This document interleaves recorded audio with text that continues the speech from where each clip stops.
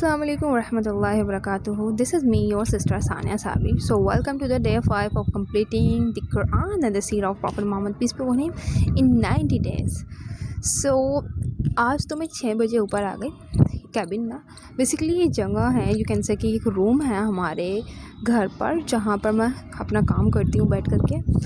And yes, सो इसी के साथ साथ जो है मैंने कुछ खाने की चीज़ें भी ले ली हैं which is was given by my brother. और ये चाइल्डहुड स्टफ़ है तो मैं ये भी खाती रहूँगी, काम भी करती रहूँगी. चलो स्टार्ट करते हैं. First of all seal nectar को पढ़ना, राइट. सो यस, सो आज हमें नेक्स्ट 7 पेज पढ़ने हैं. तो मैं थोड़ा सा क्लियर करूँ कि हमने पढ़ा था ना इस्माइल अलैहिस्सलाम की डेथ के बाद जो कस्टडी की थी काबा की, यानी कि काबा की पूरा रख रखाव देख रहे, राइट, वो गई थी उनके बेटे बड़े नाबेट को. और दैन उनके थ्रू जो है उनके मैटरनल ग्रैंडफादर को गई. और बिकॉज़ वो जुरहम ट्राइब से थे और इस्माइल अलैहिस्सलाम की शादी जो है जुरहम ट्राइब की वीमन से हुई थी, राइट. तो उसके बाद जो है तो अर्ली ट्राइब्स कौन थी हिजाज में. अर्ली ट्राइब्स बिफोर इस्लाम कौन कौन सी ट्राइब्स जो है वहाँ पर रूल्ड आउट कर रही थी. एक तो जुरहम ट्राइब्स, राइट. ये जुरहम ट्राइब से जो कौन बिलोंग करता था, इस्माइल अलैहिस्सलाम की इंटायर फैमिली, बिकॉज इस्माइल अलैहिस्सलाम ने शादी करी थी जुरहम ट्राइब में. तो उसके बाद जो है पूरा का पूरा कंट्रोल जो मक्का पर हुआ काफ़ी सालों तक वो जुरहम ट्राइब का हुआ. But later on what happen, Jurhum tribe धीरे धीरे करप्टेड होती गई. उन्होंने जो है वो काम करने स्टार्ट कर दी थी जो इस्माइल अलैहिस्सलाम ने कभी अपनी लाइफ में नहीं करे.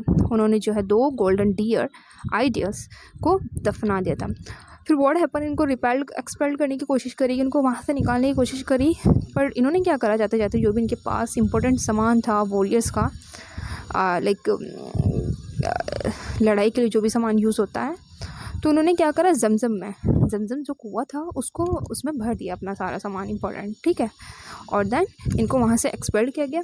इनके एक्सपेल्ड होने के बाद जो है खुज़ा ट्राइब के जो चीफ हैं हुलैल बिन हबशा, उनको पूरी की पूरी काबा की कस्टोडियनशिप दी गई, राइट.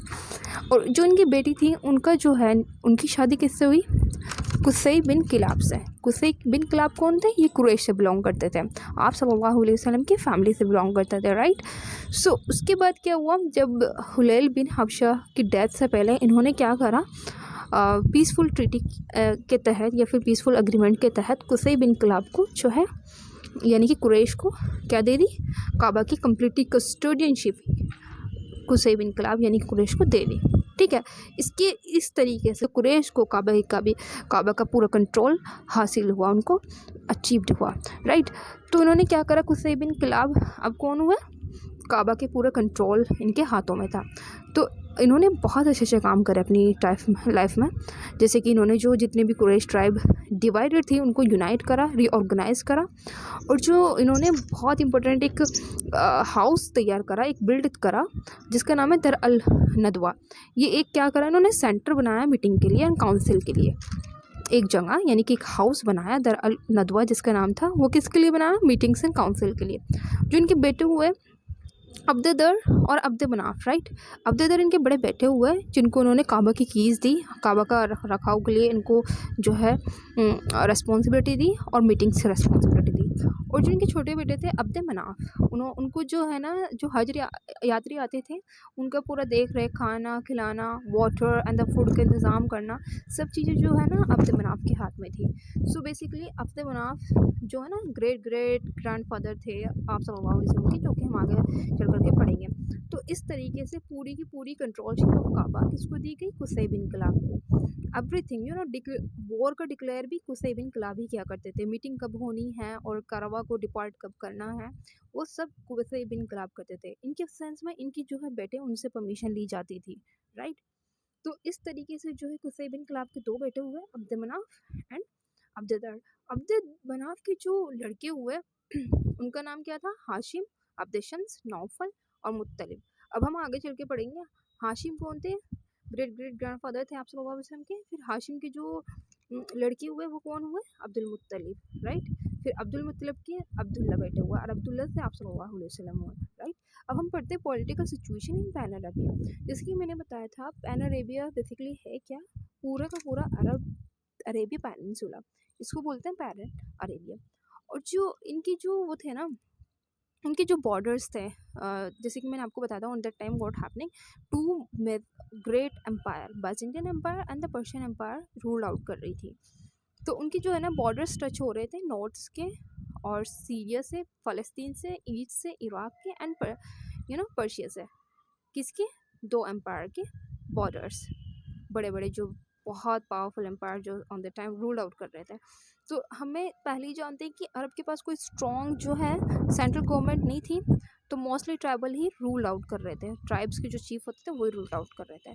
तो बेसिकली जो बड़े बड़े जो दो एम्पायर थे, इनको क्या फ़ायदा हो रहा था, ये क्या किस तरीके से यूज़ कर रहे थे अरब्स का, एक तो मिलिट्री पर्पज़ के लिए और एक प्रोटेक्शन के लिए। कहीं की प्रोटेक्शन? ट्रेड रूट की प्रोटेक्शन के लिए, ट्रेड रूट की protection, right. So but what happening, जो लोकल ट्राइब्स थी, जो लोकल पीपल थे, उनका एक्सप्लॉइटेशन हो रहा था। बिकॉज जो ट्राइब्स के हेड थे उनको क्या हो रहा था, उनको तो थोड़ी बहुत उनको मदद मिल रही थी एम्पायर्स की हेल्प से, बट जो लोकल पॉपुलेशन थे उनका एक्सप्लॉइटेशन हो रहा था रिसोर्सेज के लिए, ट्रिब्यूट के लिए एंड द मिलिट्री सर्विसेज के लिए, राइट। सो अल्हम्दुलिल्लाह यहाँ पर जो है सिलेक्टर की हमारी कंप्लीट हो गई। अब हम ले लेते हैं कुरान ट्रांसलेशन, राइट। सो कुरान ट्रांसलेशन में अब हमें पढ़ने हैं 7 पेजेस, जो हमारे 7 पेजेस में जो वर्ड्स कवर होंगी वो 134 से लेकर के 141 तक कवर होंगे, राइट। तो स्टार्टिंग में अल्लाह ताला बात कर रहे हैं कि इस्लाम जो बेसिकली है वो सबमिशन का रिलीजन है, राइट। हमारा जो रिलीजन है वो प्योर मोनोथीज्म है।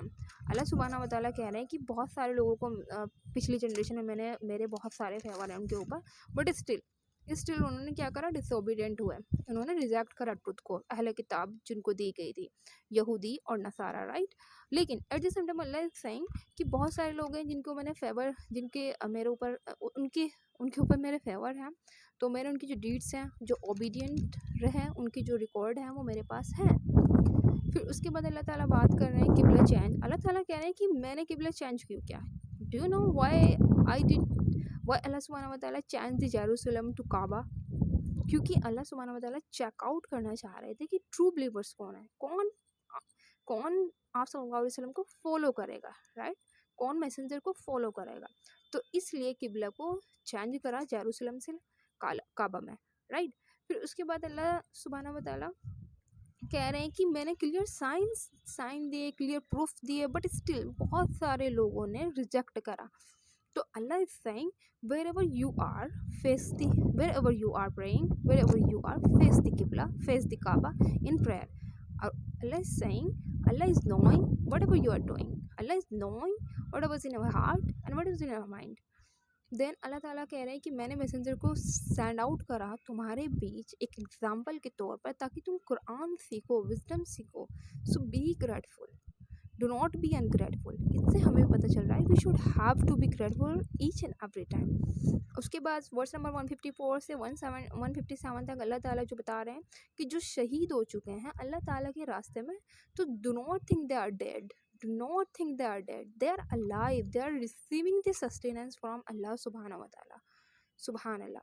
फिर जो है अल्लाह ताला जो है हज के बारे में, वर्शिप के बारे में बता रहे हैं कि सफ़ा मरवा जो है हज का हिस्सा है। सो whoever performs हज एंड उम्रा sincerely Allah will accept it. Then Allah ताला बाद की जो वर्सेस आती हैं 162 के बाद की, ठीक है ना, 158 के बाद की, Allah is talking about कि eat halal and avoid false food. Allah is saying कि we should have to eat lawful food and do not follow the शैतान path, and unlawful food से हमें रुकना चाहिए क्योंकि वो शैतान का पार्ट है। Like Allah is saying कि do not eat dead animal, pork और sacrificed animals जो कि idols के सामने sacrifice हुए हैं, तो eat lawful food। सुबहान अल्लाह। अल्लाह मैं जब पढ़ रही हूँ ना, Allah is talking about very nicely and also हर एक चीज़ अल्लाह सुब्हानहू व तआला हमें बता रहे हैं। उसके बाद अल्लाह इज सेइंग कौन राइटियस है, राइटियस कौन है, कौन सही है। Righteous is not just turning face to किबला, मतलब अच्छे लोग वो नहीं है कि जस्ट वो अपना टर्न कर रहे हैं फेस किबला की तरफ, नॉट, बट कि वो हैं राइटियस जो कि बिलीव करते हैं अल्लाह सुब्हानहू व तआला में, लास्ट डे पर, एंजल्स पर एंड द बुक्स पर and the prophet Muhammad peace be upon him पर, राइट। तो they are the righteous person. Then Allah is talking about in the last verses किसास के बारे में, मर्डर के बारे में। अल्लाह इज़ सेइंग कि लाइफ के बदले लाइफ है, बेहतर ये है कि तुम माफ़ कर दो तो अच्छा है, यानी कि अच्छा है कि तुम माफ़ कर दो। सुबहान अल्लाह। तो हमारी ये जो हैं 7 पेजेस कुरान के ये भी कंप्लीट हो गए हैं। सो अल्हम्दुलिल्लाह बहुत मज़ा आ रहा है। एंड मेरी दुआ है कि अल्लाह ताला इस छोटे से एफर्ट्स को कबूल फरमाए और हमारी मेहनत को भी कबूल फरमाए। And yes my brother and sister, I want you to join with me in this beautiful journey and also share with others as well for the sake of Allah subhanahu wa ta'ala. And yes, you can take digital copy of the Quran translation and the sealed nectar, right, from me. You can message me on Instagram, right? I will share there inshallah.